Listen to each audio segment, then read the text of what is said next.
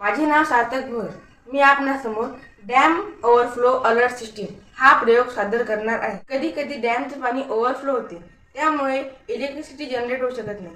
डॅमचं कार्य काय असते की पाण्याला साठवून त्यातून पोटेन्शियल एनर्जी निर्माण करून त्यातून खाली जे पॉवर व्हील बसवलेली असते त्यावर ते पाणी पडते व इलेक्ट्रिसिटी जनरेट होत असते.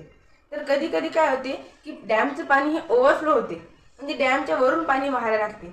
तर त्यामुळे पाण्याची खूप सारे वेस्टेज होते. तर त्यामुळे आजचा हा प्रयोग आहे. यासाठी मी एक डॅमचं मॉड्यूल तयार केलं. डॅमचे मॉड्यूल तर यामध्ये आता आपण पाणी. तर मित्रांनो, आता आपण या डॅम मध्ये पाणी भरू.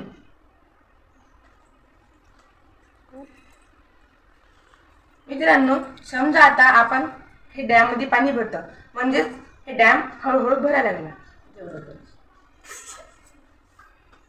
तर बघा, हा लाईट लागला, दिसते हा लाईट. ह्या लाईटमुळे असे होईल की आता त्या ऑपरेटरला वाटेल की पाण्याची पातळी भरली आहे व तो डॅमचे गेट्स खुले करून देईल. यामुळे पाण्याची वेस्ट होणार नाही व पाणी विशिष्ट पातळीत आल्यास हा लाईट सुरू होईल व प्रकाशित होईल व तो डॅमचा ऑपरेटर डॅमचे गेट खुले करून देईल. नमस्कार.